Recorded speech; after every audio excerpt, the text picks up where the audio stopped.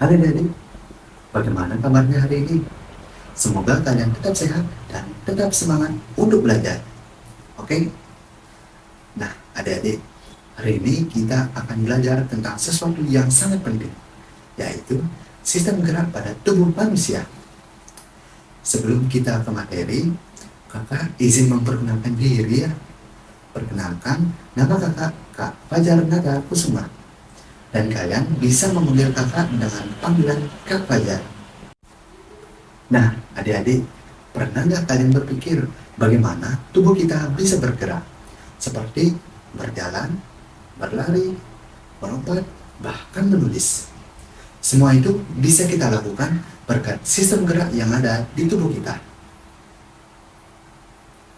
Nah, adik-adik, setelah pembelajaran hari ini, kalian akan diharapkan bisa menjelaskan apa itu sistem gerak, menyebutkan bagian-bagian yang membantu tubuh kita bergerak, dan mengetahui cara menjaga sistem gerak agar tetap sehat.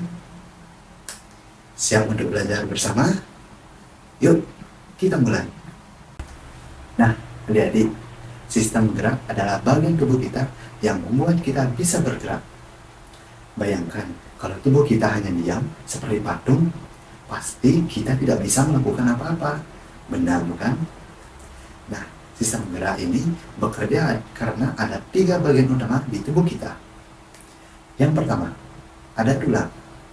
Tulang adalah bagian keras yang membentuk kerangka tubuh kita. Kerangka ini seperti rangka bangunan rumah. Tanpa tulang, tubuh kita tidak akan berbentuk.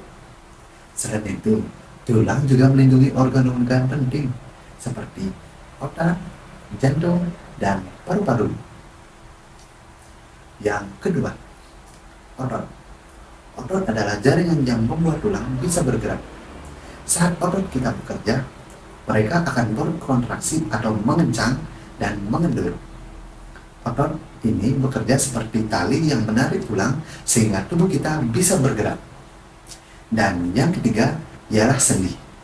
Sendi adalah penghubung antara tulang-tulang di tubuh kita. Sendi ini penting karena membuat tulang bisa bergerak. Misalnya, sendi di lutut kita membantu kita menekuk dan meluruskan kaki. Nah, adik-adik, tulang, otot, dan sendi ini bekerja sama agar kita bisa bergerak dengan bebas. Nah, jika salah satu dari ketiga komponen ini tidak berfungsi, maka tubuh kita akan sulit bergerak dengan bebas. Nah, adik-adik, pernah nggak kalian berpikir bagaimana tubuh kita bisa bergerak? Misalnya, ketika kalian ingin mengambil buku di meja, yang akan terjadi, yang pertama, otot di lengan kalian akan menarik tulang lengan kalian. Yang kedua, sendi di siku membantu tangan kalian bergerak, sehingga kalian bisa menggerakkan tangan ke arah buku tersebut. Dan yang ketiga, tulang memberikan kekuatan untuk menopang gerakan tersebut. Sehingga ketika komponen tersebut dapat membuat buku tersebut diam di tangan kalian tanpa terjatuh sedikit pun. Nah, otot dan tulang kita seperti tim yang saling membantu. Kalau otot adalah mesinnya, tulang itu adalah kerangka yang menopang semuanya. Di tubuh kita ada 2 jenis otot. Yang pertama, otot yang bisa kita kendalikan atau otot volunteer. Contohnya ialah otot di tangan dan di kaki kalian, yang bisa kita gunakan untuk menulis atau berjalan. Dan yang kedua, otot yang bekerja sendiri atau otot involunteer. Contohnya seperti otot jantung. Jantung terus bekerja memompa darah ke seluruh tubuh kita ya. Hebat banget. Jadi, semua bagian ini bekerja sama agar tubuh kita bisa bergerak dengan baik. Nah, sistem gerak juga bisa mengalami masalah ya adik-adik. Contohnya seperti yang pertama, osteoporosis. Osteoporosis adalah kondisi di mana tulang menjadi rapuh dan mudah patah. Ini sering terjadi karena kita kekurangan kalsium, yaitu zat yang membuat tulang kita menjadi kuat. Ini biasa terjadi kepada orang-orang yang sudah lanjut usia. Dan yang kedua, yaitu kram otot. Kram otot adalah kondisi di mana otot tiba-tiba terasa sakit dan menegang. Ini biasanya terjadi kalau tubuh kita terlalu lelah atau kurang minum air. Terkadang sering terjadi ketika kita sedang berolahraga. Nah, jadi supaya sistem gerak kita tetap sehat, ada beberapa hal yang bisa kita lakukan. Salah satunya, yang pertama, makan makanan yang bergizi seperti susu, ikan, dan sayuran hijau yang kaya akan kalsium dan vitamin.